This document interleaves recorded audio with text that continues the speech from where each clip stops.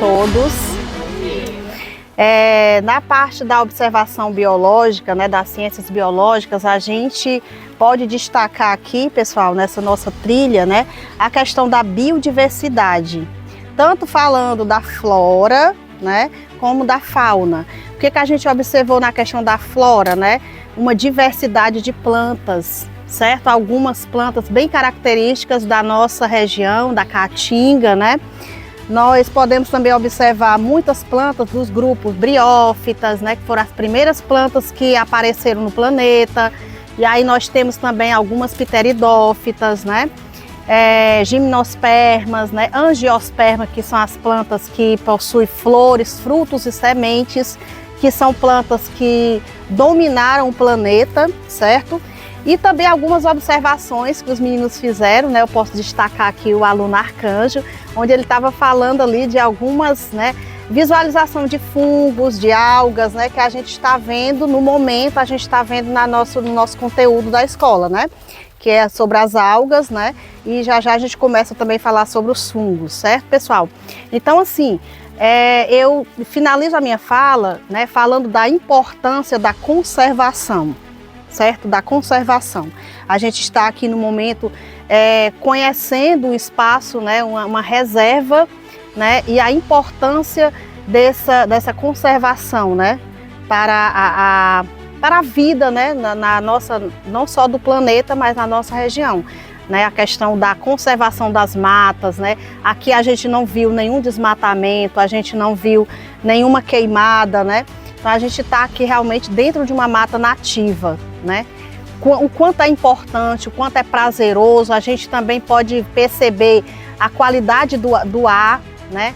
A gente respira assim um ar puro, certo? Longe da poluição. E isso é graças às plantas, né? Que a gente também aprendeu que elas são fotossintetizantes, certo? E elas liberam, né? Produzem oxigênio, liberam oxigênio para o planeta. Nós aprendemos também que não só as plantas elas fazem esse trabalho, mas também as algas, né? E os meninos do segundo ano que estão aqui sabem que as algas elas produzem e liberam oxigênio para o planeta até mais que as plantas, porque as plantas elas liberam oxigênio, mas também consomem esse oxigênio à noite, certo? São consumidoras de oxigênio. E a gente sabe que as algas, elas estão em ambientes, né, no mar, na água doce, né, em locais úmidos, que a gente pode também encontrar aqui. E elas também são produtoras também de oxigênio, responsáveis por essa liberação de oxigênio, que graças a essa presença, né, dele no planeta, é que nós temos vida. E aí, eu encerro a minha fala.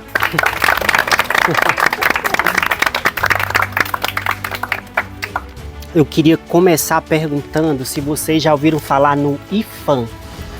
IPHAN é o Instituto do Patrimônio Histórico e Artístico Nacional. Ele é uma instituição federal que ele tem como responsabilidade catalogar e financiar a preservação de patrimônio cultural no Brasil todo.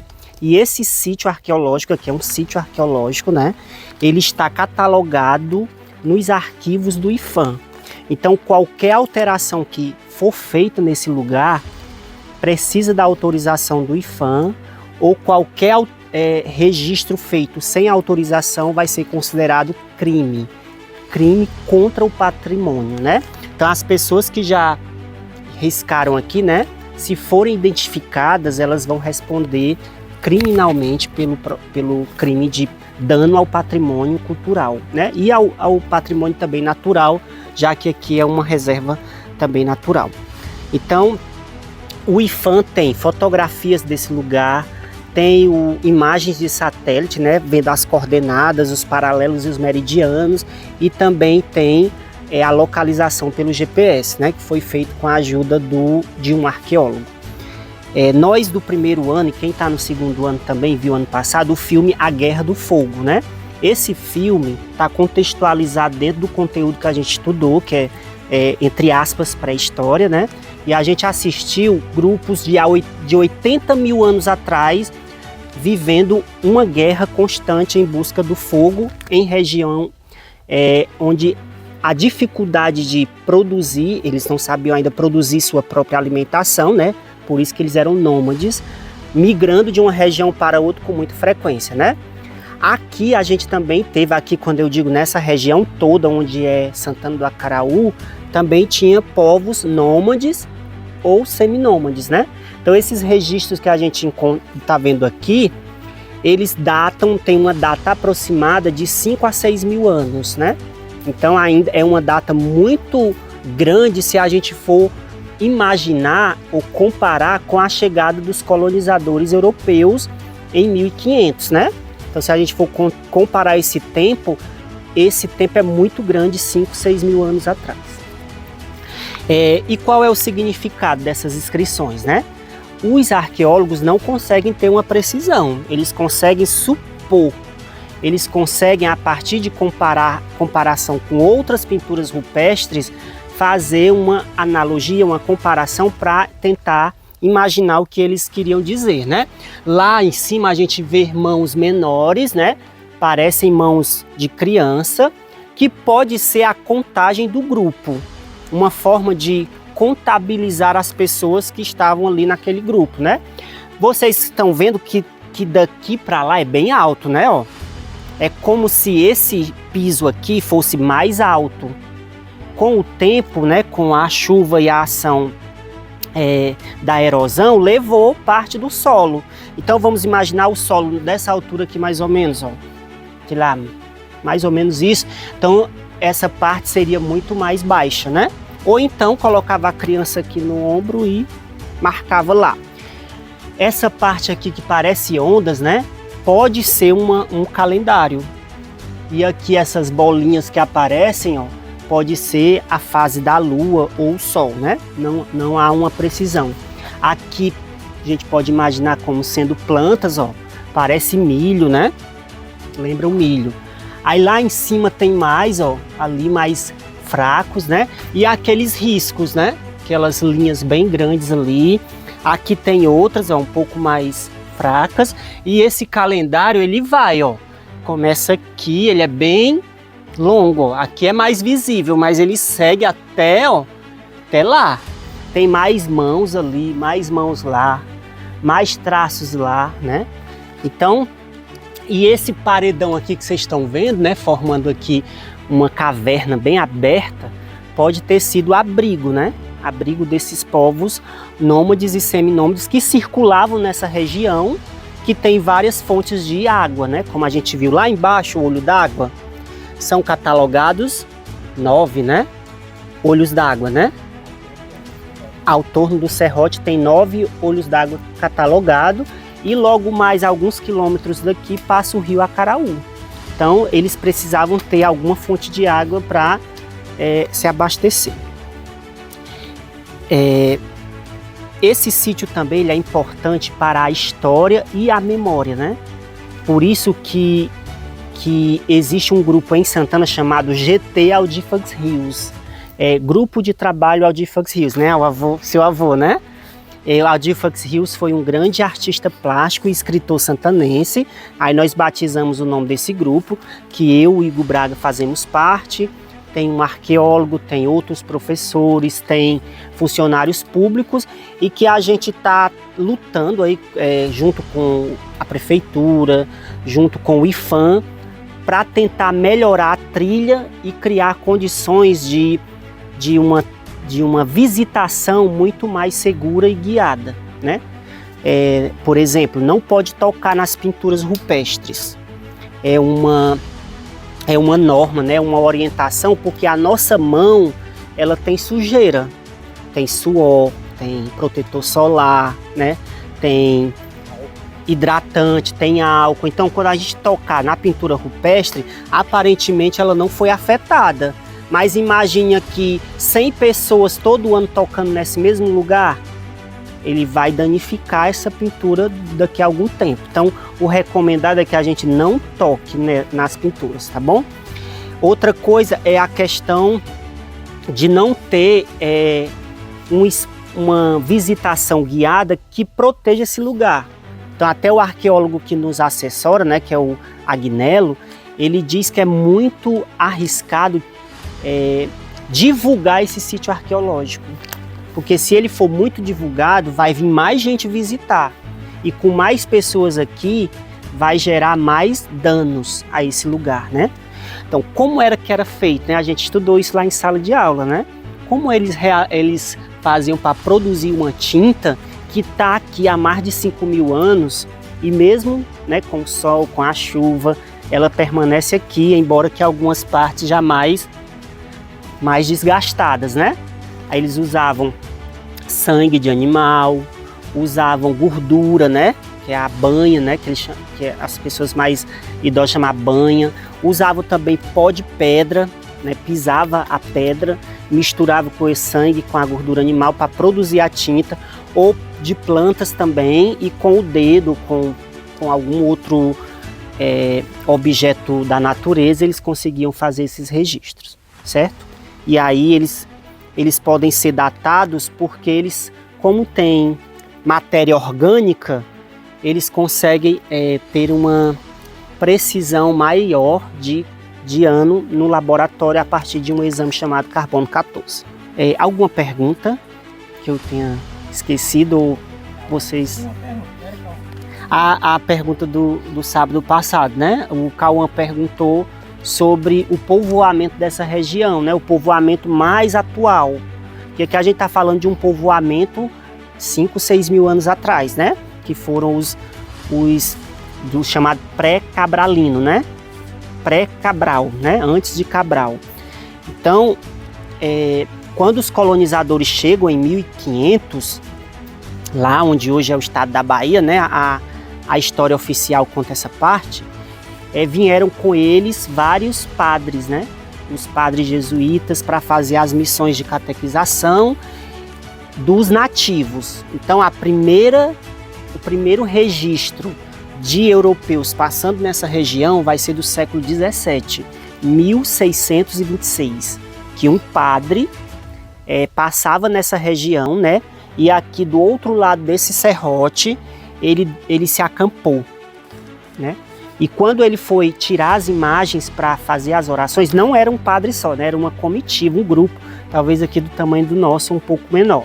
Aí quando foi retirar as imagens para rezar, tinham quebradas. Só tinha uma que estava intacta, que estava inteira, que era a de Senhora Santa Ana. Aí ele escreve, diz lá no texto, né, que ele usou uma pedra como mesa, né? Talvez algo assim. Aí ele começou a escrever um documento prometendo erguer uma capela em homenagem à Senhora Santa Ana. Daí o nome do nosso município ser chamado de Santana, né? Por conta dessa promessa que esse padre fez lá no século 17, certo? E Acaraú por conta do rio que corta o nosso município, que na linguagem indígena significa ninho de garças, né? Que era Acaracu. Aí a sílaba última não ficava tão legal, né? Aí trocaram Acaracu por Acaraú, né? Mas tem o mesmo sentido de ninho de garças, certo? Aí com a construção da capela, que onde hoje é a matriz, começou o povoado, que aquelas casas que estão ali ao redor da matriz são as casas mais antigas, né, da nossa região.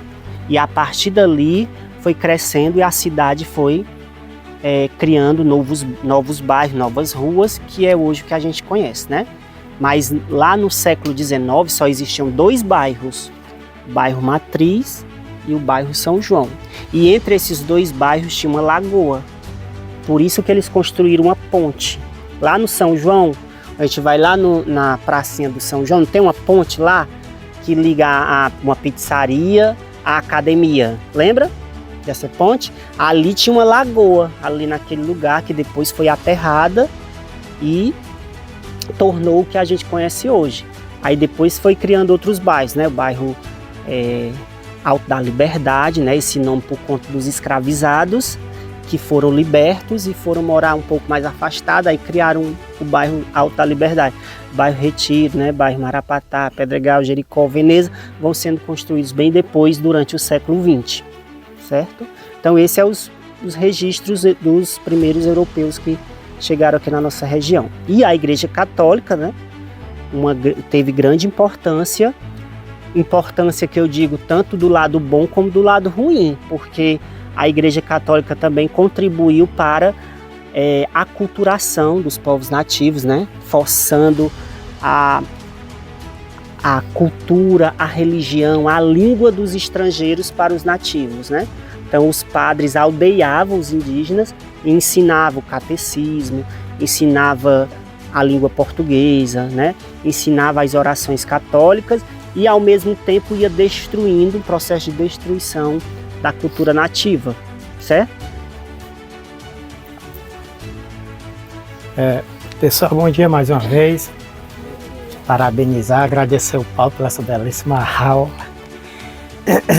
sobre a nossa história. E eu queria aproveitar esse momento e fazer o registro da parceria dessa aula, deste momento com vocês, né, entre a escola de vocês, a Escola Francisco das Chagas Vasconcelos, o Departamento de Turismo da Secretaria de Cultura e também da Secretaria de Educação aqui, nosso parceiro Yarley, né, que sempre está aqui conosco, não só agilizando o transporte, como também participando desta aula, que é muito importante. Antes da pergunta, só dizer que essas escrituras, minha gente, não são as únicas aqui de Santana, né? Nós temos mais dois sítios, né? Um lá, aqui nas cachoeiras ali do açude de Carnaúba, que futuramente vai se perder, né, com a cheia do Carnaúba, e a outra lá na comunidade Barro Preto, e tem também lá em Poeirinha. Portanto, nós temos mais 3 fora esse, mas como o Paulo falou, este é o único, né, que está catalogado lá no IFAM, né? Mas complementando, né, a resposta aqui do colega, né, sobre a relação. A gente fez essa caminhada agora, né, muitos de nós cansamos e tudo, né, porque isso mostra uma cultura, uma sociedade sedentária, né? Não sedentário no sentido de ter um lugar fixo para morar como da pré-história, mas o sedentário de não se dispor muito a se movimentar, né? Nós estamos em uma sociedade que o ritmo é a obesidade, né? A gente adora conforto, né? A gente adora ficar parado. Na nossa casa a gente usa o controle remoto para quase tudo. Então, nós, comparado com os povos que viveram, né, no período da chamada pré-história, eu vou dizer sempre pré-história entre aspas, né? Porque não é bem uma pré-história, porque a pré significa antes e já era história, né, naquele período. Eles se locomoviam por regiões muito distantes, né? Então essa caminhadinha que a gente fez agora não é nada para eles, não seria nada para eles, né? Mas para nós que estamos acostumados a sempre andar de moto, de carro, de ônibus, para nós se locomover assim é muito cansativo, né? Então é possível que esse mesmo grupo que esteve aqui escrevendo aqui nas pedras, meses depois estivesse lá onde hoje é o Barro Preto, né? Onde estão as outras pinturas rupestres, e meses depois lá onde é o açude de Carnaúbas, né? O mesmo grupo. Ou grupos que quando cresciam mais eles se dividiam, né? Então, para facilitar o deslocamento, a encontrar comida, encontrar caça, quando o grupo crescia mais, eles se dividiam em 2, cada um para um lado, para facilitar a sobrevivência, né? Até porque um grupo grande, quando fosse para se proteger de um animal feroz, um grupo grande era muito mais difícil, né? E principalmente para as crianças e os mais idosos, que não podia correr, subir em árvore, subir em pedra. Então, o grupo sempre era um grupo muito reduzido, né? 15 pessoas, 20 pessoas, mais ou menos aquele que a gente viu lá no filme. E todas elas, minha gente, ele sempre a do Barro Preto, é do lado do riacho do Barro Preto, aqui a do Carnaúba, bem do lado, do lado do açude de Carnaúba, e da Empoeirinha do mesmo jeito, do lado de um riacho, né? E essa daqui bem próxima aqui desse olho d'água, de água natural, né? E sempre acampavam ali bem próximo de água, né? Mas... Sim, fazer o pedido a vocês, que a gente sempre faz no início, eu acabei esquecendo. Quem fez foto, né? Se for compartilhar no Instagram, nas redes sociais, procure lá, marcar lá Mix TV, ou então marca o Instagram do Serrote das Rolas, viu? Pra gente, vocês estarem colaborando aí com a divulgação desse nosso trabalho, tá bom? E marquem a escola também, o Instagram da escola, o meu, né, que eu reposto.